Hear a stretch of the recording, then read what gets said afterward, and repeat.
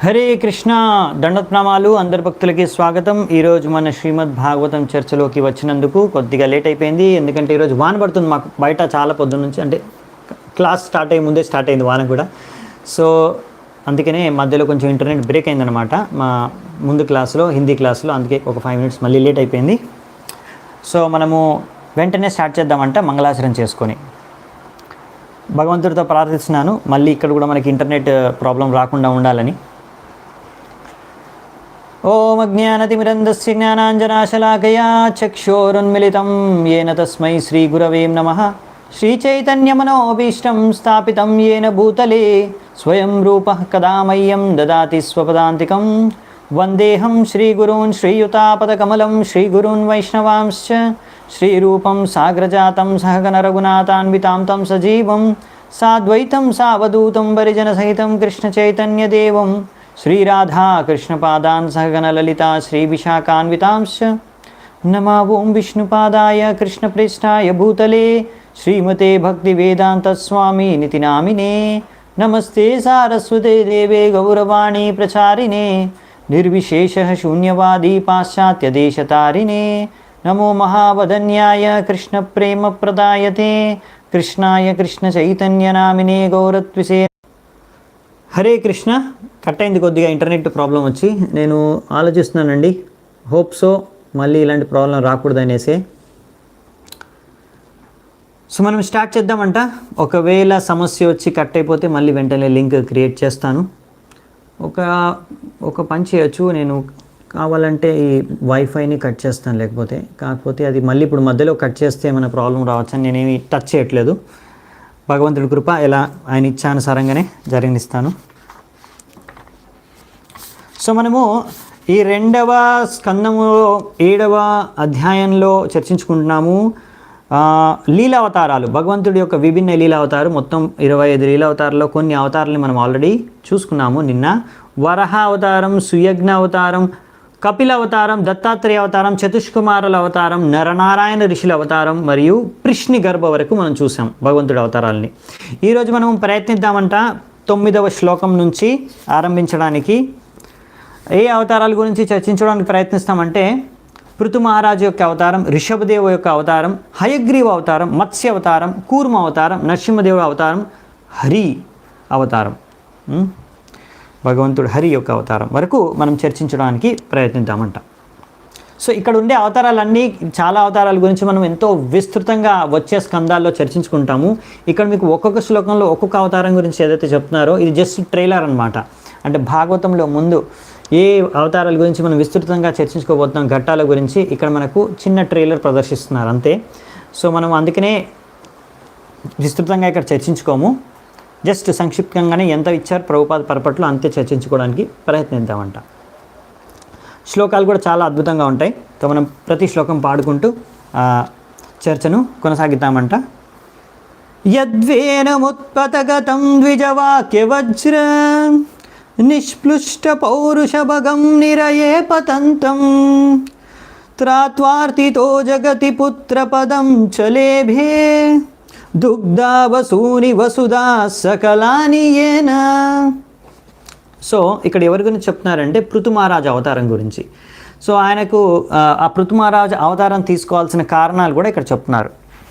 అలాగే ఆయన ఏం చేశాడో కూడా ఈ శ్లోకంలో చెప్తున్నారు.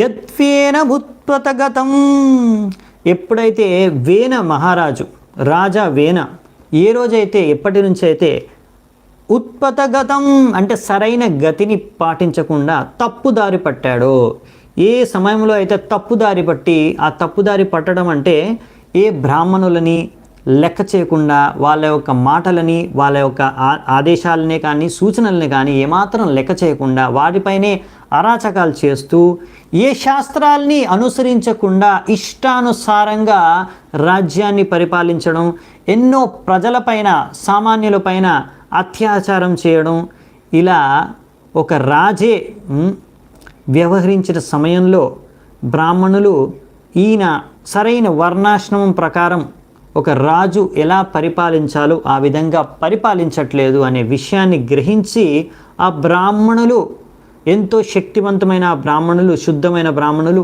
శాపం ఇచ్చి, ఆ శాపం ద్వారా, వాళ్ళు ఇచ్చిన శాపం ద్వారా ఆ వేనరాజు మృతి చెందాడనమాట. ఎన్నో పుణ్యాలు చేసుకుంటే కానీ పూర్వపు జన్మలో ఒక రాజుగా జన్మించరు. అటువంటిది ఆయన ఎన్నో పుణ్యాలు చేసుకొని మంచి రాజుగా జన్మించినప్పుడు దాన్ని సద్వినియోగం చేసుకోకుండా దాన్ని తప్పుగా వినియోగించినందుకు అలాంటి మృతి చెందడమే కాకుండా వచ్చే జన్మలో నరక యాతన అనుభవించాల్సి వచ్చిందంట. అందుకే భగవంతుడు అలా అందరు ప్రజలపైన, ఈ పృథ్వీ పైన, బ్రాహ్మణులపైన, భక్తులపైన, ఈ వేన రాజుపైన కూడా కృప చూపించడానికి పృథు మహారాజు రూపంలో ఈయన పుత్రుడిగానే, అంటే ఆయన శరీరం నుంచే ఉత్పన్నమవుతాడు. ఆ విషయాన్ని మనం తర్వాత చూస్తాం విస్తృతంగా. సో పృథు మహారాజు రూపంలో ఆయన పుత్రుల్లా జన్మిస్తాడనమాట. సో జన్మించిన తర్వాత పుత్ర అంటే పున్నాది నరకం నుంచి, పూత్ నరకం నుంచి రక్షించేవాడు పుత్ర, తల్లిదండ్రుల్ని. అందుకని పుత్ర అంటారనమాట. సో అతను తెలుసుకొని, అరే నా తండ్రి ఇప్పుడు ప్రస్తుతం నెక్స్ట్ జన్మలో ఎక్కడో మెలెచ్చ పరివారంలో అక్కడ కుష్టి రోగం వచ్చి, లెప్రసీ కుష్టి రోగం వచ్చి ఎంతో బాధ అనుభవిస్తున్నాడు, నరక యాతన అనుభవిస్తున్నాడు. అతన్ని ఎలాగైనా ఉద్ధరించాలి, ఈ నరకయాతన నుంచి ముక్తుని చేయాలి, నా పుత్రుడిగా నా కర్తవ్యం అనేసి ఆయన్ని కురుక్షేత్ర రణభూమికి తీసుకొచ్చి, అది కురుక్షేత్రం ఎంతో పవిత్ర స్థలం, పుణ్యస్థలం కూడా. ధర్మక్షేత్రే కురుక్షేత్రే, ఆ ధర్మక్షేత్రమైన పుణ్యస్థలమైన కురుక్షేత్రం తీసుకొచ్చి అక్కడ ఎన్నో సంస్కారాలు చేసి, ఎన్నో పరాశ్చిత్త కార్యక్రమాలు చేసి ఆయన్ని శుద్ధపరిచి, అలాంటి ఆయన రోగం నుంచి, ఇంకా అలాంటి అవస్థ నుంచి ఆయన్ని ముక్తపరిచాడనమాట. అంతేకాకుండా ఈ పృథ్వీ ఆ సమయంలో ఏమాత్రం సరైన ధాన్యాల్ని ఇవ్వట్లేదన్నమాట. అంత సంపత్తిని, అంత సమృద్ధిని పృథ్వీ తన లోపల దాచిపెట్టుకుంది. ఆ పృథ్వీ నుంచి ఆ పృథు మహారాజు ఎంతో గొప్పగా, ఎంతో సమృద్ధి ఆ ధాన్యాల్ని ఉత్పన్నం చేశారు పృథ్వీ నుంచి. అలా ఉత్పన్నం చేసి అందరూ ప్రజలకి ఎంతో బాగా సంరక్షణ, పోషణ, పాలన చేశారన్నమాట. సో అలా అందరినీ సంతుష్టిపరిచాడు పృథు మహారాజు. ఒక ఆదర్శ రాజుగా ఎలా జీవించాలో, పరిపాలించాలో నేర్పించాడనమాట పృథు మహారాజు. సో ఆయన గురించి విస్తృతంగా 4వ స్కంధంలో చర్చించుకుంటాం మనము. ఆయన శిక్షణలు కూడా మనం చర్చించుకుంటాం. ఇది పృథు మహారాజు కూడా భగవంతుడి యొక్క అవతారం. సో మరి ఈ శ్లోకంలో ఇన్ని విషయాలు చెప్పేశారు, కానీ ప్రభుపాల ద్వారా ఒక 2-3 పాయింట్స్, ఇంపార్టెంట్ పాయింట్స్ చెప్తారు. అవి చూసుకొని ముందుకెళ్దామంట. ఇలా ముందు కాలంలో వర్ణాశ్రమ పద్ధతి ద్వారా రాజులు పరిపాలించేవారు. వాళ్ళు ఇష్టానుసారంగా, నేను రాజు, నాకు ఇష్టం వచ్చినట్టు నేను చేసుకుంటాను, నన్ను ఎవ్వరిని లెక్క చేయను అని ఉండేవారు కాదు. అది సరైన రాజులు కాదు. నేను మోనార్క్, నా ఇష్టం అని ఆటోక్రటిక్ మోనార్క్గా ప్రవర్తించేవారు కాదు. అలా ప్రవర్తిస్తే ఇలా బ్రాహ్మణులు శాపం ఇచ్చి చంపేసేవారు వాళ్ళని. సో అప్పుడు పద్ధతి ఏంటంటే, రాజు అయినా సరే ఆ రాజు కూడా ఎంతోమంది బ్రాహ్మణులు, మంత్రులు ఉండేవారు. ఆ బ్రాహ్మణుల మంత్రుల్ని సంప్రదించి శాస్త్రాల అనుసారంగా, ఏ శాస్త్రాలు అంటే మను సంహిత, అటువంటి శాస్త్రాలు అందులో చెప్పారు. ఎలా మనిషి జీవించాలి, ఒక రాజు పరిపాలించాలి, నియమాలు ఏంటివి, అదొక లా బుక్ అనమాట. మనిషికి లా బుక్, మనకి కోర్టులో లా బుక్ ఉంటుంది కదా, ఆ లా బుక్ అనుసారంగా శిక్ష విధిస్తారు కదా, అలా ఒక లా బుక్ అనమాట మనిషి జీవితానికి. ఇది మనిషి పాటించవలసిన నియమాల గురించి అందులో ఉంటాయి.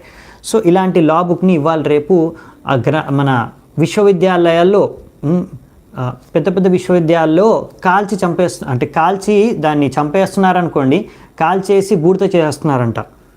ఎవరు? Students, professors. ఎందుకు? ఇవి పనికిరాని పుస్తకాలు, ఇవి తప్పుడు విషయాలు చెప్తున్నాయి శాస్త్రాలు మనకి అనేసి అలా పనులు చేస్తున్నారనమాట. ఎందుకంటే వాళ్ళు సరైన విధిగా పరంపరలో నేర్చుకోలేదు కనుక. సో ఇదండి మరి స్కూల్లో, కాలేజీల్లో, యూనివర్సిటీల్లో జరిగేది. అంటే మన శాస్త్రాన్ని ఎలా కాల్చి బూడిద చేయాలో అవి నేర్పిస్తున్నారు పిల్లలకి.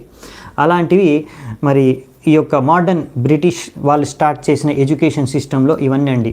మరి మీ పిల్లలకి కూడా నేర్చుకుంటారు వెళ్ళినప్పుడు. జాగ్రత్తగా అండి, చాలా జాగ్రత్తగా ఉండాలి. మీరు పిల్లల్ని కషాయఖానాకు పంపిస్తున్నారు అనే విషయాన్ని గుర్తుంచుకోవాలి. ఎప్పుడు స్కూల్లో, కాలేజీకి పంపించినా మీరు వారికి భక్తిని నేర్పించాలి. లేకపోతే మీ పిల్లలే మీరు చూస్తారు ఒక నాస్తికుడిలాగా, ఒక సోమరిపోతు నాస్తికుడు, లేకపోతే ఒక దగుల్బాజీ, లేకపోతే ఒక తాగుబోతులాగా వాళ్ళు చదువుకుంటారు, పిహెచ్డీలు చేస్తారు, సూటు బూట్ వేసుకొని తాగుబోతులు తయారవుతారు. అంతకన్నా పెద్దగా గొప్పగా ఏం కారు. ఎందుకంటే అలాంటి శిక్షణ అనేది విధానం ఉందన్నమాట బయట. అందుకే చాలా జాగ్రత్తగా ఉండాలి మీరు. సో ఈ మను సంహిత అలాంటి శాస్త్రాలని నేర్చుకోవడం ఇంపార్టెంట్ అండి, చాలా ఇంపార్టెంట్. చిన్నప్పటి నుంచి పిల్లలందరూ నేర్చుకోవాలి శాస్త్రాలు, మన శాస్త్రాల్లో ఉండే విషయాలు భగవంతుడి గురించి తెలుసుకోవాలి. అప్పుడే మరి సరైన ఒక పౌరులుగా తయారవుతారు, ఈ యొక్క మొత్తం ప్రపంచానికి ఎంతో సేవ చేయగలరు.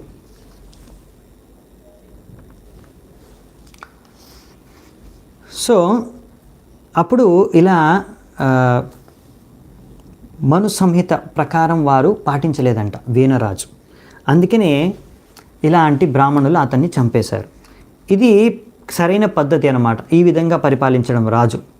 బ్రాహ్మణుల యొక్క సూచనల మేరకు, మంత్రుల యొక్క సూచన మేరకు మరియు శాస్త్రాల అనుసారంగా, మను సంహిత ఆధారంగా.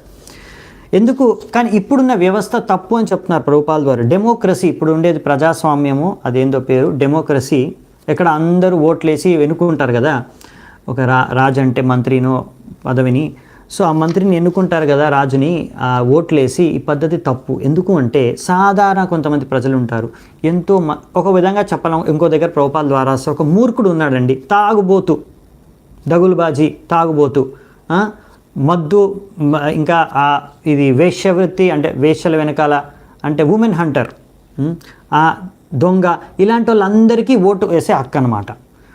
ఎంత తెలివైన బుద్ధిమంతుడైన, శాస్త్రాలు నేర్చుకున్న, భగవంతుడిని నమ్మే, ఇలా ఎంతో మంచి ఉన్నతమైన సొసైటీలో ఒక మనిషిగా కూడా ఎంతో ఉన్నతమైన, ఎంతో మంచి పుణ్యకార్యాలు చేసే వ్యక్తికి మరియు ఇలాంటి దగులుబాజీకి ఇద్దరికీ ఒకే రకమైన హక్కు అంట. వాళ్ళిద్దరు కలిసి ఎన్నుకుంటారంట. ఇప్పుడు చాలా మరి సమాజంలో ఎక్కువ మంది ఇలాంటి సపోజ్ తాగుబోతులు ఎక్కువ ఉన్నారనుకోండి, మరి ఎలాంటి వాడిని ఎన్నుకుంటారు? ఎవడు నాకు తాగడానికి ఫ్రీగా మందిస్తాడో వాడిని ఎన్నుకుంటారనమాట. మరి ఎలాంటి వాడిని ఎన్నుకుంటారు? ఇలాంటి వాళ్ళు ఎక్కువ ఉంటే. అందుకనే కలియుగంలో చాలామంది దిగజారిన వ్యక్తులు ఎక్కువ ఉంటారు కనుక అలాంటి వాళ్ళ ద్వారా ఎన్నుకోబడకూడదు. ఇలాంటి వారి ద్వారా ఎన్నుకునే వాళ్ళు ఎలాంటి వారు ఉంటారో మీరు ఊహించుకోవచ్చు. సో అందుకనే ఇప్పుడు మీరు చూస్తారు కూడా, అందుకనే ఎలక్షన్లో ఇప్పుడు ఏం చేస్తారు, ఫ్రీగా మందు పోయడం, ఫ్రీగా ఇవన్నీ చేయడం, దాని ద్వారా ఫ్రీగా మందు పోస్తున్నాడు ఇతను మనకు మంత్రి అయితే ఇంకా ఫ్రీగా మనకి ఎంత మందు తాగిపిస్తాడో అలాంటి వాడిని ఎన్నుకుంటారనమాట. అక్కడే మీరు అర్థం చేసుకోవచ్చు, వాడు ఫ్రీగా మందు పోసి మరీ ఎన్నికల్లో గెలుస్తున్నాడంటే ఎలాంటి వాళ్ళు ఎన్నుకుంటున్నారు అతన్ని. సో అలాంటి తాగుబోతులందరికీ కూడా ఒక మంచి ఉన్నతమైన తెలివైన ఇంకా మంచి పుణ్యాత్ములైన మనుషులకి, బుద్ధిమంతులకి, ఇలాంటి తాగుబోతులకి ఒకే రకమైన హక్కు అంట. ఇది ప్రజాస్వామ్యం. ఇదేమైనా తెలివి ఉందా? అందుకే ప్రభుపాల్ ద్వారా రాస్తున్నారు, ఇది తెలివి తక్కువైనా సరైన విధి విధానం కాదు. సరైన విధి విధానం ఏంటంటే చాలామంది ప్రజలు అమాయకులు, వాళ్ళకు ఏది బాగోగులు, వాళ్ళకి ఏది మంచిదో వాళ్ళకే తెలియదు. ఇంకా తాగుబోతులకైతే అసలే తెలియదు. వారికి ఏది మంచిదో, మనకు ఏది శ్రేయస్కరం, జీవిత లక్ష్యం తెలియని వారికి మనం అడిగితే వాళ్ళు ఏం చెప్పగలరు? అందుకనే ఎవరైతే బుద్ధిమంతులు ఉన్నారో బ్రాహ్మణులు, అలాంటి వారు ఎన్నుకునేవారు, అలాంటి వారు ఎన్నుకోవాలి. వారి యొక్క మార్గదర్శనంలో రాజు పరిపాలించాలన్నమాట. అది వర్ణాశ్రమ పద్ధతి. అప్పుడు వారు శ్రేయోభిలాషులు, బ్రాహ్మణులు అంటే శ్రేయోభిలాషులు, వాళ్ళు డబ్బులు తీసుకోరు, వేతనానికి బతకరు. ఇక్కడ ప్రభుపాల్ ద్వారా రాశారు, ఈ బ్రాహ్మణులు ఎవరైతే రాజుకి ఆదేశాన్ని ఇచ్చేవారు, సూచనలు ఇచ్చేవారో వారు వేతనాన్ని తీసుకోరు, శాలరీ తీసుకోరు, జీతం తీసుకొని పనిచేయరు అని ప్రభుపాల్ వారు ఇక్కడ రాస్తున్నారు. అది ఎప్పటివరకు జరిగింది అంటే అలాంటి పరిపాలన మన చంద్రగుప్త మౌర్య ఉన్నంత వరకు. అప్పుడు ఆయన యొక్క మంత్రి ఎవరు? బ్రాహ్మణుడు చాణక్య. అందుకే ప్రభుపాల్ వారు అంటారు చాణక్య ఇంకా లాస్ట్ బ్రాహ్మణుని. దాని తర్వాత ఇంకా బ్రాహ్మణులే కరువు అయిపోయారనమాట ఈ ప్రపంచంలో. సో ఎందుకు ఆ చాణక్య అన్పేడ్ ప్రైమ్ మినిస్టర్ అంటే ఆయనకు వేతన లేని ప్రైమ్ మినిస్టర్ అనమాట. అసలు ప్రైమ్ మినిస్టర్ అంటే అది. ఏమాత్రం వేతన తీసుకోలేదంట మంత్రి. ఆయన ముఖ్యమంత్రి మన చంద్రగుప్త మౌర్యకి, ఆయన చాణక్యుడు, ఆయన ₹1 కూడా జీతం తీసుకునేవాడు కాదు. కానీ అలాంటి మంత్రులు వాళ్ళకి జీతం ఆశించి కాదు, ప్రజల బాగోగు వాళ్ళకు తెలుసు, శాస్త్రాలు తెలుసు, శాస్త్రాల ప్రకారం ఎలా మనము ఏది మంచి విషయం, ఎలా పరిపాలిస్తే మంచి జరుగుతుంది, ప్రజలందరికీ ఎలా మంచి జరుగుతుంది, వారు సమృద్ధిగా, దేశం కూడా సమృద్ధి ఎలా పొందుతుంది. చాలామంది అనుకుంటారు ఈ వర్ణాశ్రమము, ఈ యొక్క వైదిక పద్ధతి, సనాతన ధర్మాన్ని పాటిస్తే మన దేశం అభివృద్ధి చెందదు అని కొంతమంది మూర్ఖులు అనుకుంటూ ఉంటారనమాట. అది మూర్ఖత్వం. ఎందుకంటే మన దేశము మొత్తం ప్రపంచంలో అత్యున్నతమైన స్థాయిలో ఎప్పుడు ఉండేదంటే ఎప్పుడైతే యుధిష్ఠిర మహారాజు పరిపాలించాడో, ఎప్పుడైతే పరీక్షిత్ మహారాజు పరిపాలించాడో, ఎప్పుడైతే పృథు మహారాజు పరిపాలించాడో, మీరు అనొచ్చు వాళ్ళందరినీ మేము చూడలేదండి, వాళ్ళు ఉన్నారో కల్పితమో మాకు తెలియదు అని మీరు అనుకుంటే ఇక్కడ ఉదాహరణ ఉందన్నమాట. ప్రభుపాల్ వారు రాశారు కదా, చంద్రగుప్త మహారాజు అందరికీ తెలుసు కదా చంద్రగుప్త మహారాజు. మరి ఆయన కూడా పరిపాలించినప్పుడు మరి భారతదేశం మొత్తం ప్రపంచంలోనే అత్యున్నతమైన స్థాయిలో ఉండేది. అంటే ప్రతి రంగంలో విద్యలో కానివ్వండి, ఆర్థికంగా కానివ్వండి, సమృద్ధిలో కానివ్వండి, ఆధ్యాత్మికంలో, ప్రతి వర్గంలో, ప్రతి విద్యలో, అన్ని వర్గాల్లో భారతదేశం అనేది అత్యున్నత దేశంగా ఉండేదన్నమాట. ఎప్పుడైతే సనాతన ధర్మాన్ని, వేదిక సంస్కృతి, వర్ణాశ్రమ ధర్మాన్ని పరిపాలించారు, దాని ప్రకారం పాలించారు. సో అందుకనే మనం ఇక్కడ చూడొచ్చు అనమాట, ఇదంతా ప్రాక్టికల్ అనమాట. కాబట్టి ఇప్పుడు మరి ఎందుకు అలా జరగట్లేదంటే, మరి చెప్పాం కదా ఎలాంటి వాళ్ళని ఎన్నుకుంటే ఏం జరుగుతుంది మీకు బాగా తెలుసు అనుకుంటా, నాకన్నా మీరు చూస్తూనే ఉంటారు ఇలాంటివన్నీ కనుక. సో మహారాజు వేన ఏ రోజైతే ఇలా సరిగ్గా వేద శాస్త్రాల అనుసారంగా బ్రాహ్మణుల సూచన మేరకు పరిపాలించడం మానేసి తప్పుడు దారి పట్టాడో అప్పుడే ఆయన బ్రాహ్మణులు చంపేశారు. కానీ వామన పురాణంలో ఈ విషయం రాశారనమాట, ఎలా పృథు మహారాజు తన యొక్క తండ్రిని మరియు ఈ యొక్క నరకయాతన నుంచి రక్షించాడు అని. అలాగే పృథు మహారాజు ఎంతో అద్భుతంగా ఈ విషయాలు మనం అన్ని పృథు మహారాజు అద్భుత కార్యాలని మనము 4వ స్కందంలో చర్చించుకుంటాము. ఆయన పృథివీ నుంచి ఎలా సమృద్ధిగా చేసేస్తాడు, మొత్తం పృథివీ ధనధాన్యాలు, ధనరాశులు అన్నీ పెరిగిపోతాయన్నమాట ఆయన సమయంలో. సరైన కాలం, వాతావరణం అన్నీ ఎంత సమృద్ధిగా చెందుతుందో ఆయన పరిపాలనలో, ఆ విషయాలన్నీ మనము చర్చించుకుంటాం. ఆయన గొప్పతనాన్ని మనం తప్పకుండా ఆయన శిక్షణలు కూడా చదువుకుందామంట. అప్పుడు ఇంకా ఎన్నో శిక్షణలు పృథు మహారాజ్ స్వయంగా ఇస్తాడు, భగవంతుడి అవతారం. నెక్స్ట్ శ్లోకం రిషభదేవు గురించి. నాభేరసా వృషభా ససుదేవి సూనుర్ యో వైచచార సమదృగ్జడయోగచర్యాం యత్పారమహంస్యం ఋషయ పదమామనంతి స్వస్థ ప్రశాంతకరణ పరిముక్త సంగః. ఇక్కడ ఎవరి గురించి చెప్తున్నారంటే నాభి రాజు మరియు సుదేవి లేకపోతే మేరుదేవి అని ఇంకో చోట కూడా ఇచ్చారు, రెండు ఒకటే, అంటే రెండు పేర్లు ఉన్నాయి ఒక మనిషికి అనుకోవచ్చు. సో ఈ నాభి మేరుదేవికి పుట్టిన కుమారుడే రిషభదేవుడు. ఈ రిషభదేవుడు కూడా భగవంతుడి యొక్క అవతారం. సో ఈ రిషభదేవుడి యొక్క పుత్రుడే భరత్. ఆ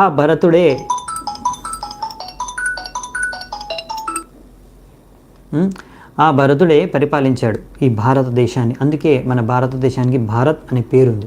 అది కూడా మనకు తెలియదు. ఆ భరత మహారాజు యొక్క చరిత్ర కూడా మనం భాగవతంలో చదువుకుంటాం. సో భారతదేశానికి భారతం అనే పేరు ఎందుకుందో కూడా తెలియని చాలామంది నాయకులు అయిపోతున్నారు. భరత మహారాజు యొక్క చరిత్రే తెలియదు, కానీ మనం అవన్నీ తెలుసుకోవచ్చు. మనం భాగవతం ద్వారా ఎలా జీవితంలో కావాల్సిన ప్రతి ప్రశిక్షణ మనకు భాగవతం నుంచి మనకు తెలిసిపోతుంది. ఇప్పుడు మనం ఎన్నో విషయాలు సృష్టికి సంబంధించి క్రియేషన్కి సంబంధించి నేర్చుకున్నాం. కొన్ని సైన్స్, అలాగే స్పేస్, అన్ని ఎకనామిక్స్, అన్ని సబ్జెక్ట్స్ మనకి యాక్చువల్లీ చెప్పాలంటే మనకి కొద్దిగా రాయడం రావాలంతే. కానీ భాగవతం చదువుకోగలితే, లేకపోతే విని కూడా మనం చదువు రాకున్నా పర్లేదు, విని కూడా మనం అన్ని విషయాలు మొత్తం జ్ఞానాన్ని మనం తెలుసుకోవచ్చు. సో భాగవతంలో ఒక్క శాస్త్రంలో ఇంత జ్ఞానం ఉంటే ఇంకా మిగతా అన్ని పురాణాల్లో ఎంతో జ్ఞానం ఉంటుంది, అవునా? సో అందుకే మన వేదశాస్త్రాల్లో ఎంతో ఉన్నతమైన జ్ఞానం ఉందన్నమాట. ఆ విషయాన్ని మనం అర్థం చేసుకోవాలి. సో ఇక్కడ ఈ రిషభదేవుడు జడయోగ చర్యం అంటే జడయోగను పాటించండి. ఇది ఒక యోగ, అంటే భౌతిక యోగమే. అంటే ఈ యోగ ద్వారా ఏంటంటే వాళ్ళ శరీరానికి ఎంతో కష్టాన్ని ఇస్తారంట స్వయంగా. అంటే ఎలాగంటే ఇప్పుడు ఈ ఎంట్రుకల్ని ఇలా గట్టిగా పీకేస్తారంట. ఎందుకు అలా? ఇప్పుడు ఒక ఎంట్రుకని మీరు గట్టిగా పీకి లాగేస్తే కొద్దిగా నొప్పి పుడుతుంది కదండి. అంటే అలా భౌతిక నొప్పి, కష్టం నుంచి అతీతులుగా అవ్వడానికి ఇది ఒక పద్ధతి అన్నమాట. చాలా కష్టమైన పద్ధతి. ఆ పద్ధతి ద్వారా అలాంటి వారు శరీరానికి ఎంతో కష్టాలు ఇచ్చి ఆ యోగ పద్ధతి ద్వారా ఉద్దేశం ఏంటంటే మనస్సు ఇంద్రియాలని నియంత్రించుకోవడం, మొత్తం భౌతిక ఆసక్తుల నుంచి ముక్తులవ్వడం, భౌతిక విషయాలకి అతీతులుగా అయిపోవడం. అలా రిషభదేవుడు ఈ పద్ధతి ద్వారా అత్యున్నత స్థాయికి చేరుకున్నాడు, ముక్త జీవ స్థాయికి చేరుకున్నాడు. ఎలాంటి జీవి స్థాయికి చేరుకున్నాడంటే అతను మలమూత్రాలు ఎక్కడైతే విసర్జన త్యాగం చేసేవాడో అక్కడే ఆ మలంలోనే కూర్చున్నాడు. అతని మలంలోనే అతను కూర్చునేవాడంట. కానీ ఆ అతని మలంలోంచి ఎంతో సుగంధితమైన వాసన వచ్చేదంట. సుగంధిత పుష్పాల వాసన ఎంతో దూరం వరకు వచ్చేదంట. ఎంతోమంది సాధువులు అది చూసి ఇతను పరమహంస అని గుర్తించేవారు. కానీ చాలామంది సామాన్య ప్రజలు, పిల్లలు, పెద్దలు, వృద్ధులు, స్త్రీలు వీళ్ళందరూ ఏమనుకునేవారంటే ఇతను ఏదో పిచ్చివాడు అనుకొని వాడి మీద అంటే వాళ్ళు ఏం చేసేవారంటే ఈ యొక్క రిషభదేవుడి మీద ఉమ్మేసేవారంట. కొంతమంది వారిపైన మూత్రం పోసేవారంట పిల్లలు. అలా వ్యవహరించారంట అతనితోని. ఆయన అన్నిటికీ అతీతంగా ఉండేవాడు అనమాట, ఏమాత్రం డిస్టర్బ్ అవ్వకుండా. ఎందుకంటే ఆయన మనస్సుని ఇంద్రియాన్ని సంపూర్ణంగా నిగ్రహించుకున్నాడు. ఇప్పుడు ముక్త జీవి స్థాయిలో ఉన్నాడు. ఈ భగవంతుడు ఈ యొక్క పద్ధతిని అనుసరించాడు. ఆ సమయంలో అది సంభవం అయింది. కానీ అది ఇప్పుడు మనకి ఈ కలియుగంలో సంభవం కాదు. ఒక సాధారణ మనిషికి ఈ యొక్క పద్ధతిని అనుసరించడం.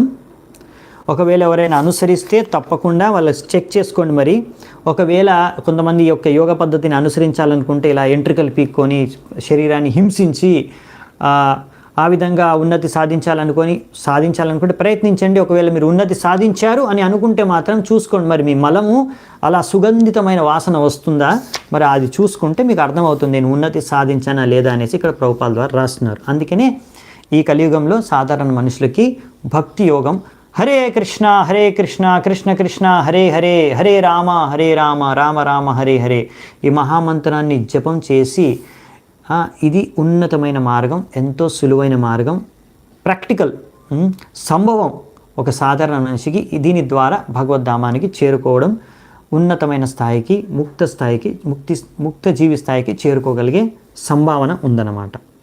ఈ విషయాన్ని ఇక్కడ తెలియజేస్తున్నారు. నెక్స్ట్ శ్లోకానికి వెళ్దామంట. సత్రే మమాస భగవాన్ హయశీరశాతో సాక్షాత్ స యజ్ఞ పురుషస్తపనీయ వర్ణ ఛందోమయోమకమయోఖిల దేవతాత్మా వాచో బభూవురుషితే శ్వసతోస్య నస్తః.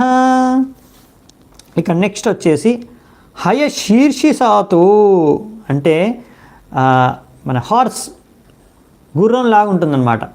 ఈ హయగ్రీవ అవతారం భగవంతుడిది. ఆయన ఇప్పుడు మనకి నరసింహ అవతారంలో భగవంతుడు నరసింహదేవుడికి ఆయన యొక్క శరీరంలో తలకాయి సింహంది ఉంటుంది కదా, అలాగే ఇక్కడ హయగ్రీవ అవతారంలో భగవంతుడికి శిరస్సు గుర్రం యొక్క శిరస్సు ఉంటుందన్నమాట.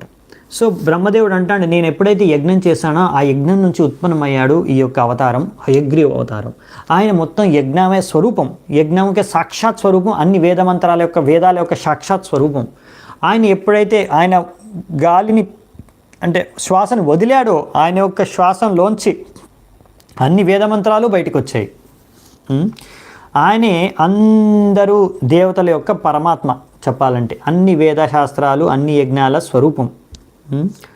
సో అది ఆయన రంగు వచ్చేసి సువర్ణ రంగం, బంగారు వర్ణంలో ఆయన శరీరం ఉందంట. సో ఇక్కడ ప్రభుపాల ద్వారా అంటున్నారు ఇలా అనమాట. చాలామంది కర్మకాండీయ వేద మంత్రాలు ఏంటంటే చాలా మటుకు కర్మకాండీయ మంత్రాలు ఉంటాయి. కర్మకాండ ద్వారా ఎలా ఒక భౌతిక లాభాన్ని పొందవచ్చు, స్వర్గానికి వెళ్ళవచ్చు, ఆ దేవతల్ని ప్రసన్నం చేసి ఏవో భౌతిక లాభాలు పొందవచ్చు సామాన్య ప్రజలు, అవన్నీ అందులో ఉంటాయి. కనుక మనము భక్తులము, వైష్ణవులము, మనం ఆల్రెడీ ఆ హయగ్రీవ అవతారాన్ని అంటే విష్ణు అవతారం హయగ్రీవుడు. సో మనం ఆ భగవంతుడిని స్వయంగా పూజ చేస్తున్నాము, అర్చన చేసుకుంటున్నాము, ఆరాధించుకుంటున్నాము, భక్తి చేసుకుంటున్నాము. కనుక ఈ భగవంతుడు ఈయననే యజ్ఞకి భోక్త, యజ్ఞ స్వరూపం. అలా భగవంతుడు మనం డైరెక్ట్గానే పూజ చేసుకుంటున్నాం కనుక ఇంకా మళ్ళీ చిన్న చిన్న కర్మకాండి యజ్ఞలన్నీ మనం చేయడం అవసరం లేదు. ఏ దేవీ దేవతల కోసం పూజలు చేసి వాళ్ళని ప్రసన్నం చేయడం కూడా అవసరం లేదు అని ఇక్కడ ప్రభుపాల్ వారు రాస్తున్నారనమాట. సో నెక్స్ట్ అవతారం గురించి చర్చించుకుందామంట. అది మత్స్య అవతారం. 12వ శ్లోకం. మత్స్యో యుగాంతే సమయే మనునోపలబ్ధః క్షోణీమయో నిఖిల జీవనికాయకేతః విశ్రంసితానురుభయే సలిలే మఖాన్మే ఆదాయ తత్ర విజహారః వేద మార్గాన్. సో ఇక్కడ ఏం చెప్తున్నారంటే మన్వాంతరం సమయంలో ఇప్పుడు ఒక రోజు అండి బ్రహ్మదేవుడికి ఒక రోజులో 14 మనువులు ఉంటాయి. మనం ముందు కూడా చర్చించుకున్నాం. సో ఈ మనువు ఒక పేరు సేమ్ అంటే ఎలాగంటే ఇప్పుడు మనకు సీజన్స్ ఉంటాయి కదా, ఒక సంవత్సరంలో 12 జనవరి, ఫిబ్రవరి, మార్చ్, ఏప్రిల్, మే, జూన్, జూలై. అలాగే బ్రహ్మదేవుడి ఒక దినంలో 12 గంటలు పొద్దు నుంచి రాత్రి వారికి అందులో 14 మనువులు ఉంటారు. వాళ్ళకు ఒక్కొక్క పేరు, ఫిక్స్ పేరు అనమాట. చక్షుషు మనువంతర తర్వాత వైవస్వత మనువు వస్తారు. ఈ వైవస్వత మనువు వచ్చే కన్నా ముందు ఆ చక్షుషు మనువంతర సమయంలో ఒక ప్రళయం అనేది జరుగుతుందంట. ఆ ప్రళయం జరిగి ఆ సమయంలో ఎవరు సత్యవ్రత అనే వ్యక్తి ఎవరైతే తర్వాత వైవస్వత మనువంతరంలో ఆయన మనువుగా అవ్వబోతున్నాడో, వైవస్వత మనువుగా ఆయన చూస్తాడంట, ఇవన్నీ విషయాల్ని గ్రహిస్తాడంట. అప్పుడు ఆయన ముందే భగవంతుడు మత్స్య రూపంలో వచ్చి, ఎందుకంటే అప్పుడు ఆ మన్వంతర చక్షుష మన్వంతర అంతిమ సమయంలో మన్వంతర అయ్యే సమయంలో సంహారం జరుగుతుంది, చిన్నగా ప్రళయం జరుగుతుంది. ఆ ప్రళయం మొత్తం సృష్టి అంతా నాశనమైపోదు, కానీ కింది నుంచి లోకాలు up to Prithvi, up to earth, మన పృథ్వీ లోకం వరకు అన్ని నీళ్ళల్లో మునిగిపోతాయి అన్నమాట. సో మరి అన్ని ప్రాణుల్ని, అన్ని రకాల జీవరాశుల్ని రక్షించడానికి భగవంతుడు మత్స్యావతారాన్ని దాల్చుతాడంట. ఈయన గురించి కూడా మళ్ళీ చర్చ వస్తుంది, చిన్నగా తర్వాత చర్చించుకుందామంట. సో మత్స్యావతారంలో వచ్చి అన్ని రకాల జీవరాశుల్ని రక్షించడమే కాకుండా అప్పుడు బ్రహ్మదేవుడు ఆ యొక్క సంఘటన చూసి, అప్పుడు ఆ ప్రళయాన్ని చూసి ఆ భయంతో బ్రహ్మదేవుడు యొక్క ముఖం నుంచి వేదాలన్నీ బయటపడిపోతాయంట. ఆ వేదాల్ని కూడా ఈ మత్స్యావతారం రక్షిస్తుందంట. మత్స్యావతారంలో భగవంతుడు ఆ వేదాల్ని కూడా రక్షిస్తాడు అని ఇక్కడ ముందు జరిగిపోయే విషయాన్ని ఇప్పుడే బ్రహ్మదేవుడు చెప్పేస్తున్నాడు నారదునికి. ఎలా బ్రహ్మదేవుడు ముందు జరిగే విషయాన్ని ఇప్పుడే ఎలా భవిష్యత్తులో జరిగే విషయాన్ని చెప్పేస్తున్నాడు అంటే అనుభవం. ప్రతిరోజు 14 మనువులు జరుగుతాయి కదా, ఈ లీలలు కొన్ని రిపీట్ అవుతాయి కదా, అందుకే ఆయన ముందు రోజుల్లో ఒకసారి జరిగిన అనుభవాన్ని ఇప్పుడు వ్యక్తం పరుస్తూ చెప్తున్నాడు అన్నమాట. ఇక్కడ మన నారదునికి ఇలా జరుగుతుంది, అప్పుడు మత్స్యావతారం రూపంలో భగవంతుడు వస్తాడు అని. నెక్స్ట్ శ్లోకం 13వ శ్లోకం. క్షీరో దదావమరదానవయూతపానం ఉన్మత్నతామృతలబ్ధ ఆదిదేవః పృష్టేన కచ్చపవపుర్విదధార గోత్రం నిద్రాక్షణోద్రిపరివ్రత కశానకందూః. కచ్చపవపుర్, కచ్చప శరీరం, కచ్చప అవతారం, టార్టాయిస్, కూర్మ అవతారం. ఇప్పుడు భగవంతుడు కూర్మ అవతారం దాల్చాడంట. ఎందుకు అంటే ఎప్పుడైతే అసలు దేవతలు, దానవులు, సముద్ర మంత్రం, ఇది పాల సముద్రంలో ఈ మందార పర్వతాన్ని వారు ఆ సముద్ర మంతన చేయడానికి చర్నింగ్ రాడ్ ఉంటుంది కదా, ఆ మంతన చేయడానికి, ఆ సముద్ర మంతన చేయడానికి వాళ్ళు ఉపయోగించే ఆ యొక్క మందార పర్వతాన్ని ఉపయోగిస్తారు. తాడులాగా వాసుకిని ఉపయోగిస్తారు. దీన్ని విస్తృతంగా మనం 8వ స్కందంలో అనుకుంటాను చర్చించుకుంటాము. అప్పుడు సముద్రమంతన లీల పూర్తిగా చూద్దాం, ఎండ్ టు ఎండ్. కానీ ఇప్పుడు జస్ట్ ఒక పాయింట్. అలా వాళ్ళు మందార పర్వతాన్ని ఇలా చేస్తున్నప్పుడు, మందార పర్వతంతో సముద్ర మంతన చేస్తున్నప్పుడు ఆ మందార పర్వతం ఆ సముద్రంలో మునిగిపోతుందంట కిందికి. మరి కింద సపోర్ట్ లేదు కదా, మరి మునిగిపోదా అంత పెద్ద పర్వతం? మరి ఆ సపోర్ట్ కోసం వాళ్ళు వేడుకుంటే, ప్రార్థించుకుంటే భగవంతుడు కూర్మ అవతారం లోపల ఒక లీల చేస్తాడు. ఆ కూర్మ అవతారంలో, కచ్చప అవతారంలో నిద్రాక్షణం అంటే అలా సగం నిద్రపోతున్నట్టు నటిస్తాడంట. ఆ లీలలో సగం నిద్రపోతున్నట్టు ఉంటాడంట భగవంతుడు కచ్చప అవతారంలో. అంటే మీరు నిద్రలో ఎప్పుడైనా మీకు వెనకాల వీపు పైన దురద పెట్టింది అనుకోండి, దురద పెడితే మరి మీకు గోక్కోవాలి కదా, ఆ దురద పెడితే గోక్కోవడానికి. ఇప్పుడు మరి కచ్చప అవతారంలో భగవంతుడు కూర్మ అవతారంలో ఉన్నప్పుడు ఆయన బ్యాక్ సైడ్ దురద పెట్టింది అనుకోండి, మరి ఆయన ఎలా గోక్కుంటాడు? సో అందుకనే ఆయన మందారం పర్వతం కిందికి వచ్చేస్తాడంట. అలా సగం నిద్రలో ఉన్న కూర్మ అవతారం మందార పర్వతం కిందికి వచ్చిన తర్వాత అప్పుడు ఆయన కూర్మ అవతారం బ్యాక్ పైన ఈ మందార పర్వతం ఇలా, ఇప్పుడు కూర్మ అవతారం ఇక్కడ ఉంది, మందార పర్వతం ఇలా వాళ్ళు చర్నింగ్ చేస్తున్నారు కదా, మంతన చేస్తున్నారు. అప్పుడు ఆయనకు ఆ దురద అప్పుడు తొలగిపోయేదంట. ఈ విధంగా భగవంతుడు కూర్మ అవతారం యొక్క లీల అన్నమాట. ఇలా అసలు చెప్పాలంటే సముద్ర మంతనంలో భగవంతుడి యొక్క సహాయం లేకుండా అసలు జరిగేదే కాదు అది చెప్పాలంటే. కష్టపడ్డారనుకోండి దేవతలు దానవులు, కానీ ఎక్కువగా అందరికన్నా ఎక్కువగా అందులో చెప్పాలంటే దాని క్రెడిట్ భగవంతుడికి వెళ్తుంది. ఎందుకు అనే విషయాన్ని మనం అప్పుడు చూద్దామంట. కానీ ఇప్పుడు మనం ఒక విషయం అర్థం చేసుకోవాలి ఏంటంటే, ఇక్కడ పాల సముద్రంలో మరి సముద్ర మంత్రం చేశారు. ఇలా సంభవమా? ఒక మందార పర్వతాన్ని ఒక రాడ్ లాగా యూజ్ చేయడం ఏంటి, వాసుకిని ఇలా చేయడం ఏంటి, పాల సముద్రం ఏంటి, అసలు పాల సముద్రం ఎప్పుడు మేము చూడలేదే అని ఇప్పుడున్న మనుషులు ఈ భౌతిక ప్రపంచంలో అంటే పృథ్వీ పైన ఉన్న మనుషులు అనుకోవచ్చు. వైజ్ఞానికులు నమ్మకపోవచ్చు, నాస్తికులు నమ్మకపోవచ్చు. అలాంటప్పుడు ప్రభుపాదుల వారికి అంటారు, సరే మీరు నమ్మట్లేదా పాల సముద్రం ఉంటుందని? అన్ని ఉప్పు సముద్రం తప్ప మీకు ఇంకోటి తెలియదు కదా, వేరే గ్రహాల్లో ఉంటాయండి, కావాలంటే వెళ్ళి చూసుకోండి. మొత్తం విశ్వాన్ని మీరు చూసేసారా? ప్రతి గ్రహంలో ఎవరెవరు ఎక్కడెక్కడ ఏమేమి ఉందో చూసారా? ఇక్కడ నుంచి ఇంకో గ్రహం పైన కూడా ఇప్పటివరకు వెళ్ళలేకపోయారు. అలాంటిది విశ్వంలో మొత్తం చూసేసారా? చూడలేదు. మరి అలాంటి పాల సముద్రం ఉండదు అని ఎలా మీరు నిర్ధారణకు వచ్చారు? తప్పు కదా, ఇలాంటి నిర్ధారణకు రావడం తప్పు కదా. ఎలాగో నూతిలో కప్ప ఎప్పుడు సముద్రాన్ని చూడని నూతిలో కప్ప ఏమనుకుంటుంది? నూతే ప్రపంచం అనుకుంటుంది. అలాగే కొంతమంది వైజ్ఞానికులు నాస్తికులు వాళ్ళు ఏమనుకుంటారంటే, ఈ పృథివీ తప్ప వేరే గ్రహాలను ఎప్పుడు దర్శనం చేసుకోలేదు కదా, వాళ్ళు ఏమనుకుంటారు? మూర్ఖ వ్యక్తులు వాళ్ళు ఏమనుకుంటారు? అలాంటిది సముద్రం ఎప్పుడు ఉండదు అనుకుంటారు అనమాట. నూతిలో కప్ప లాంటి తెలివి అనమాట వీళ్ళది. దీన్ని డాక్టర్ ఫ్రాగ్ ఫిలాసఫీ అని ప్రభుపాల్ ద్వారా ఎక్స్ప్లెయిన్ చేస్తారు తర్వాత. కప్ప ఫిలాసఫీ అనమాట ఇది. అంటే నేను చూసిందే నా తెలివితేటలతో అర్థం చేసుకుందే జ్ఞానం, వేరేదంతా నాకు అర్థం కాదు జ్ఞానం కాదు, నేను చూడలేనిది జ్ఞానం కాదు, ఇది మూర్ఖత్వం. అలా ఎన్నో విషయాలు మనం చూడలేము. అలాంటి చూడలేని విషయాల్ని విశ్వాన్నంతా మీరు తలుచుకున్నా కానీ ఈ యొక్క శరీరంలో కలియుగంలో మనుషులు ఎప్పటికీ మొత్తం విశ్వభ్రమణ చేయలేరు, అది సంభవం కాదు. మరి ఎలా విశ్వాన్ని తెలుసుకోవడం? మీరు వెళ్ళి చూడలేరు కదా అన్ని గ్రహాలని. ఆ విషయాలన్నీ మనకు శాస్త్రాల్లో ఇచ్చారు, శాస్త్రాల్లోంచి మీరు తెలుసుకోవచ్చు. అది ఎలా? గురు పరంపర ద్వారా. ఈ గురు పరంపరలో ఆ జ్ఞానాన్ని భగవంతుడి ద్వారా మన ఆచార్యులు అందిస్తున్నారు. దీని గురు పరంపరలో మనం అన్నీ నేర్చుకోవచ్చు. అంటే పెద్ద పెద్ద వైజ్ఞానికులకు కూడా తెలియని విషయాలు మనము భాగవతం చదివి తెలుసుకోవచ్చండి. మీరు లక్షలు కోట్లు పెట్టి లక్షలు పెట్టి చదివిస్తున్నారు, కానీ వాళ్ళకి ఏం తెలుసు? ఏమీ తెలియదు. అలాంటిది మనము ఫ్రీగా భాగవతం చదువుకొని అన్ని విషయాలు అంత జ్ఞానాన్ని పొందవచ్చు అనమాట. అది మన ఆచార్యులు భగవంతుడి యొక్క కృప. నెక్స్ట్, త్రైపిష్టపోరుభయహాస నిర్సింహరూపం కృత్వా భ్రమద్రుకూటి దంశ్చకరాలవక్త్రం దైతేంద్రవాసు గదయాభిపదనం హరారాత్ ఊరు నిపాత్య విదధారణ కైస్ఫురంతం.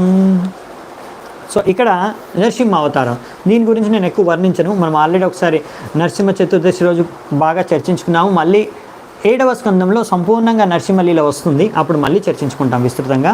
కానీ మీ అందరికీ తెలుసుకుంటాం నరసింహ అవతారం గురించి. ఇక్కడ ఏం రాశారంటే, ఆ దేవతల అందరి భయాన్ని దూరం చేయడానికి, అందరూ హిరణ్యకశిపుడు అంటే భయపడుతున్నారు, వణుకుతున్నారు దేవతలందరూ. వారి భయాన్ని దూరం చేయడానికి, ఆ హిరణ్యకశిపుని వధించడానికి నరసింహ అవతారంలో భగవంతుడు వచ్చి ఆ హిరణ్యకశిపుని తన ఒళ్ళో పెట్టుకొని తన గోర్లతో చీల్చి చంపేశాడు అని. ఎంతో కోపంతో క్రోధంతో దాని గురించి కొంచెం విషయాలు ఇచ్చారు. ఆ లీల గురించి ప్రభుపాదులు తాత్పర్యంలో. మనం ముందుకెళ్దామంటే ఇప్పుడు 15వ శ్లోకం, ఈ లాస్ట్ అవతారం గురించి, హరి అవతారం గురించి. ఇది గజేంద్ర మోక్షానికి సంబంధించిన ఘట్టం అన్నమాట. ఈ గజేంద్ర మోక్షం కూడా మనం విస్తృతంగా 8వ స్కందంలో చర్చించుకుంటాము. అప్పుడు గజేంద్రుడి యొక్క ప్రార్థనలను అన్నిటి చూద్దామంట. కానీ ఆ ప్రార్థనల యొక్క సారాన్ని ఒక శ్లోకంలో ఇచ్చారు. అది 15వ శ్లోకం. చాలా అద్భుతమైన శ్లోకం, మీనింగ్ఫుల్గా ఉంటుంది, చూద్దామంట. అంతఃసరస్యురుబలేన పదే గృహీతో గ్రాహేణ యూతపతిరంబుజహస్తార్తః ఆహేదమాదిపురుష కిల లోకనాథ తీర్థశ్రవశ్రవణమంగళనామధేయ. ఇక్కడ ఏం రాశారంటే, ఎప్పుడైతే ఆ గజేంద్రుడు సరస్సులో అంటే నీటిలో వెళ్ళాడు. గజేంద్రుడు చాలా శక్తిశాలి జీవి భూమిపైన, కానీ నీటిలో ఆయనకన్నా శక్తిశాలి ఎవరు? క్రొకడైల్. క్రొకడైల్ని మనం ఏమంటాం? మగర్మచ్, మొసలి ఏం చేస్తుందంటే ఈ యొక్క ఏనుగు ఒక కాలుని పట్టేసుకొని కాటేస్తుంది. అప్పుడు దాన్ని ఎంత ట్రై చేసినా చాలా సంవత్సరాలు యుద్ధం జరుగుతుంది, కానీ గజేంద్రుడు ఓడిపోతున్నాడు అని అర్థమైపోతుంది, నేను చచ్చిపోతానని ఆ విషయం అర్థమైపోతుంది. అప్పుడు గజేంద్రుడు ఏం చేస్తాడంటే, వెంటనే ఆహే యూతపతిర్ అంబుజ హస్త ఆర్త, ఆయన అంబుజ అంటే లోటస్, పద్మపు పువ్వుని అక్కడ ఉన్న సరస్సులోంచి ఒక పద్మ పువ్వుని తీసుకొని ఆ తొండంతో భగవంతుడికి అర్పిస్తూ ఆకాశం వైపు చూపిస్తూ, ఆయన పూర్వపు జన్మలో గొప్ప భక్తుడు, ఇంద్రద్యుమ్న అనే గొప్ప భక్తుడు, ఏదో అపరాధం వల్ల ఇలాంటి శరీరం ప్రాప్తించింది ఆయనకి. కానీ అప్పుడు చేసుకున్న భక్తి ఫలానుసారంగా ఎన్నో భగవంతుడి యొక్క మంత్రాలని శ్లోకాలని గుర్తుపెట్టుకున్నాడు. అది ఇప్పుడు పనికి వస్తుందన్నమాట. ఆ శ్లోకాలని వెంటనే ఉచ్చరించడం స్టార్ట్ చేశాడు. దాని యొక్క సారం ఇక్కడ ఇచ్చారు. ఆహేదమాది పురుష అఖిల లోకనాథ, ఆయన పిలుస్తున్నాడు ఎవరిని? ఆది పురుష, ఆ భగవంతుడిని. ఆది పురుష ఎవరు? ఆది పురుష గోవిందమాది పురుషం తమహం భజామి. ఆది పురుష అంటే గోవిందుడు. ఆ గోవిందుడిని హరి, భగవంతుడు హరి రూపంలో ఇప్పుడు దర్శనమిస్తాడు, రాబోతున్నాడు. అఖిల లోకనాథ, అన్ని లోకాల నాథుడైన లోకనాథుడిని హరిని పిలుస్తున్నాడు. ఎందుకు, ఎలా పిలుస్తున్నాడు? శ్రవణ మంగళ నామధేయ. ఏమంటున్నాడు అంటే అన్ని తీర్థస్థలాలు. ఎందుకు వెళ్తారు జనాలు తీర్థస్థలాలకి? అక్కడ స్నానం చేసి పాప విమోచనం చేసుకోవడానికి, దర్శనం చేసుకొని తీర్థస్థలాల్లో మన పాపాలు తొలగించుకోవడానికి. అటువంటి మీరు స్వయంగా ఎక్కడుంటే అదే తీర్థస్థలం. అలాగే మీరు స్వయంగా లేకున్నా కానీ అక్కడ శ్రవణ మంగళ నామధేయ, మీ యొక్క నామాల్ని శ్రవణం చేయడం ద్వారా మొత్తం పవిత్రమైపోతుంది, స్థలమంతా మంగళమయం అయిపోతుంది, తీర్థస్థలంగా మారిపోతుంది. ఎక్కడ మీ పవిత్ర నామాల్ని జపిస్తున్నారో, కీర్తిస్తున్నారో, శ్రవణం చేస్తున్నారో అంత గొప్పవి మీ నామధేయం. సో అంటే ప్రభుపాద గారు అంటారు, మన ఇంట్లో కూర్చొని ఎక్కడ నామజపం చేస్తున్నాం, హరే కృష్ణ కృష్ణ కృష్ణ హరే హరే, హరే రామ రామ రామ హరే హరే. నామజపం ఎక్కడైతే భగవంతుడి నామాన్ని జపిస్తున్నామండి, అప్పుడే అన్ని పాపాల నుంచి మనం ముక్తులైపోతాము. అది తీర్థస్థలంగా మారిపోతుంది ఎక్కడ మనం శుద్ధభక్తి చేసుకుంటామో. ప్రభుపాద గారు అంటారు, మీరు ఇప్పుడు అంటే కరోనాలో మనం ఫాస్ట్గా కంప్లీట్ చేయడానికి ట్రై చేస్తాను. సో తీర్థస్థలానికి వెళ్ళలేం, కానీ ఇక్కడ ఉండి కూడా మనము తీర్థస్థలాన్ని దర్శించుకోవచ్చు అన్నమాట. అంటే తీర్థస్థలాల యొక్క ఫలాన్ని పొందవచ్చు, పాపాల నుంచి ముక్తులం అవ్వచ్చు. సో అందుకనే మనము ఇలాంటి శ్లోకాలని నేర్చుకోవాలి, శాస్త్రాలని చదవాలి, భగవంతుడి గురించి వినాలి. అంతేగాని చెత్త పుస్తకాలన్నీ చదివితే ఏం జరుగుతుంది? బయట మీకు దొరికే నవలలు, ఇంకా చెత్త స్టోరీ బుక్కులు, సినిమా కథలు, సినిమా పుస్తకాలు చదివితే ఏం జరుగుతుంది అంటే దాని ద్వారా మీ యొక్క బుర్రలు పాడైపోతాయి, చెడిపోతాయి. ఇంకా రజోగుణం మరియు తమోగుణం పెంపొందిపోతుంది. దాని ద్వారా ఇంకా అజిటేట్, శాంతము, ప్రశాంతత, సుఖము, సంతుష్టత అనేది కోల్పోతుంది. అందుకని మనము భగవంతుడి యొక్క గుణరూపనామ లీల మహిమలను చర్చించుకుంటే, వింటే అది సరైన విధానం అన్నమాట. శ్రవణ మంగళదాయకం. నెక్స్ట్ అప్పుడు ఏం జరిగింది? శ్రుత్వా హరిస్తమరణార్తినమప్రమేయ చక్రాయుధ పతగరాజభుజాదిరూఢ చక్రేణ నక్రవదనం వినిపాత్య తస్మాత్ అధాస్తే ప్రగృహ్య భగవాన్ కృపయోచ్చహార. భగవంతుడు చక్రపాణి, ఆ యొక్క హరి చక్రాన్ని ధరించి అన్ని అస్త్రశస్త్రాలతో గరుడి పైన వెంటనే అక్కడికి చేరుకున్నాడంట. ఎందుకు? ఆ చక్రంతో వెంటనే ఆ మొసలి యొక్క తలకాయని కట్ చేసేసి, ఆ మొసలిని చంపేసి, ఆ యొక్క ఇంద్రద్యుమ్న అంటే ఇప్పుడు గజేంద్రుడి రూపంలో ఉన్న ఆ భక్తుడిని, ఆ గజేంద్రుడిని తన యొక్క తొండంతో పట్టుకొని తన చేతితో నీటి నుంచి బయటికి తీసుకొచ్చాడంట. ఆ విధంగా తనకు కృపను కటాక్షించాడనమాట, రక్షించాడు. ఇది భగవంతుడు యొక్క భక్తవాత్సల్యత. మరి భగవంతుడు భక్తవాత్సల్యత చూసారా? శుద్ధ భక్తుడిని రక్షించడానికి స్వయంగా ఎక్కడి నుంచి వచ్చాడు? వైకుంఠ లోకం నుంచి. వైకుంఠం ఎక్కడుంది? భగవంతుడు అంటే ప్రభుపాద ద్వారా రాస్తున్నారు ఇక్కడ, వైకుంఠ లోకము ఈ ఒక్క భౌతిక ప్రపంచం బయట ఉంది. వైకుంఠ లోకము అక్కడికి ఎంత పెద్ద వైజ్ఞానికులు, ఎంత పెద్ద స్పేస్ షిప్ తీసుకున్నా అక్కడికి వెళ్ళలేరు. ఎంత పెద్ద యోగుల వాళ్ళ మనోగతితో కూడా అక్కడికి వెళ్ళలేరు. అందుకే ప్రభుపాద ద్వారా అంటారు, ఎయిర్ షిప్, మైండ్ షిప్ ద్వారా వైజ్ఞానికులు కానీ యోగులు కానీ వాళ్ళ శక్తి సామర్థ్యం ద్వారా వైకుంఠ లోకానికి వెళ్ళలేరు. మరి భగవంతుడు ఆ వైకుంఠ లోకం నుంచి ఇక్కడ ఒక ఏనుగు గజేంద్రుడి యొక్క ప్రార్థనను విని వెంటనే వచ్చేసాడు. అంత దూరం నుంచి ఎలా వచ్చాడు? అది మీ యొక్క భౌతిక తెలివితేటలతో ఎన్నటికీ మీరు అర్థం చేసుకోలేరు. ఒక సామాన్య మనిషి భౌతిక బుద్ధితో భగవంతుడి యొక్క శక్తి సామర్థ్యాన్ని ఎప్పుడూ అర్థం చేసుకోలేడు. అందుకని కొన్ని విషయాలు మనకు అర్థం చేసుకోవాలి. శాస్త్రాల్లో ఇచ్చేవి మన లాజిక్కి పైన ఉంటాయన్నమాట. మనం ఎంత లాజిక్, మనం ఎంత ఆలోచించగలమో మన ఆలోచన శక్తికి, మన కల్పనా శక్తికే పైన ఉంటాయన్నీ. మనం ఊహించని విషయాలు ఇక్కడ ఉంటాయి మన శాస్త్రాల్లో. వాటిని మనము భగవంతుడి కృప ద్వారానే భక్తి ద్వారానే భగవంతుడి పైన శ్రద్ధతో మనం అర్థం చేసుకోగలము, ఆస్వాదించగలము. అలా ప్రభుపాల్ వారు రాస్తున్నారనమాట. అందుకే భగవంతుని అప్రమేయ అని ఇక్కడ చెప్పారంట. అప్రమేయ అంటే మనము మన తెలివితేటలతో అర్థం చేసుకోలేము ఆయన శక్తి సామర్థ్యాన్ని. ఆయనంత శక్తి సామర్థ్యాలు ఉన్న వ్యక్తి భగవంతుడు ప్రతి చోట ఎక్కడైనా ఎప్పుడైనా ప్రత్యక్షం కాగలడు తన భక్తుల్ని రక్షించడం కోసం. ఎప్పుడు రక్షిస్తాడు అంటే మనం భక్తి చేసుకున్నప్పుడు. శుద్ధ భక్తుడు ఎప్పుడైతే భక్తి చేసుకుంటాడో, శుద్ధ భక్తి చేసుకుంటాడో, ఎప్పుడైనా ఈ యొక్క భౌతిక ప్రపంచంలో ఉన్నప్పుడు చిన్న తప్పిదాలు జరిగిపోయినా కానీ భగవంతుడు దాన్ని పట్టించుకోకుండా రక్షిస్తాడంట. చూసారా, ఇప్పుడు ఏదో చిన్న తప్పిదం చేసే ఆ ఇంద్రదుమ్న ఇక్కడ ఏనుగ్గా మారాడు, అయినా కానీ భగవంతుడు అతను ప్రార్థించుకున్నప్పుడు వచ్చి రక్షించాడు. అదే ఒకవేళ కావాలని మీరు తప్పులు చేసేసి నేను భగవంతుడు నామం జపిస్తున్నాను అనుకున్నారనుకోండి, భగవంతుడు అప్పుడు మిమ్మల్ని రక్షించాడు. ఆ విషయం కూడా ఇక్కడ అంటే రక్షించాడంటే ఆ విధంగా రక్షించాడు, ఎలాగైతే శుద్ధ భక్తులను రక్షిస్తారు. వాళ్ళ ట్రీట్మెంట్ కొంచెం వేరుగా ఉంటుందన్నమాట. ఆ విషయం ఇక్కడ ప్రభుపాల్ ద్వారా మనకి తాత్పర్యంలో తెలుపుతున్నారు. సో ఇక్కడే నేను ముగిస్తాను, చాలా కొద్దిగా లేట్ అయిపోయింది.